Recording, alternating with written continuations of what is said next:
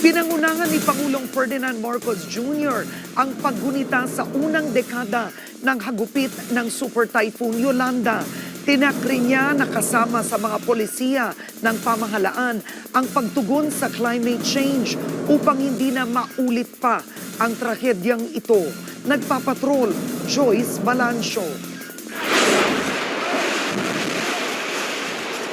Ground zero ng Super Typhoon Yolanda ang Tacloban City nang manalasa ito noong November 8, 2013. Higit 6,000 ang naitalang nasawi, higit 28,000 naman ang nasugatan, nasa 1,000 ang nawawala at 3 milyong pamilya ang naapektuhan.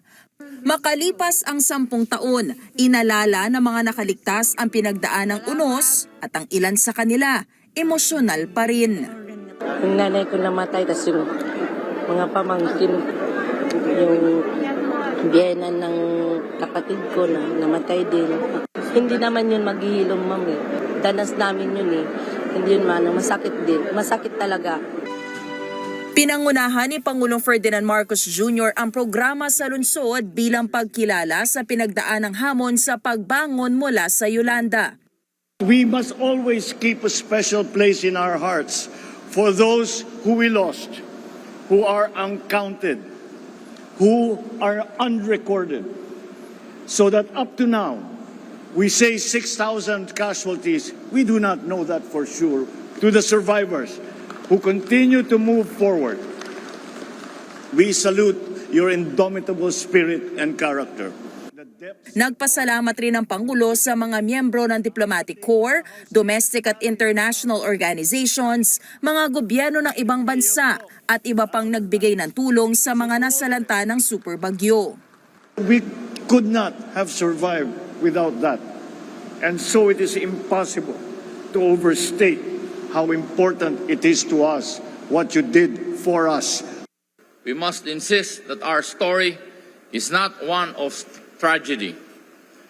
Our story is one filled with compassion, generosity, and kindness.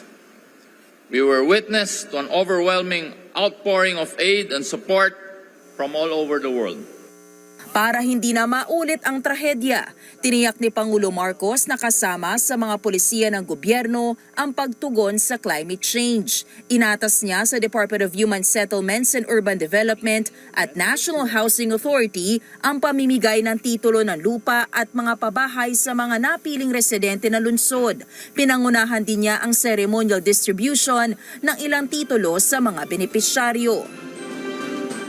Nag-alay naman ng bulaklak si Pangulong Ferdinand Marcos Jr. sa marker na ito dito sa Tacloban City. Ito'y itinayo bilang pagpapaalala hindi lamang sa trahedyang sinapit ng mga taga-probinsya ng Leyte dahil sa bagyong Yolanda, pero lalong-lalo na ang pagpapaalala sa ginawa nilang pagbangon mula sa itinuturing nilang pinakamadilim at pinakamahirap na yugto ng kanilang kasaysayan.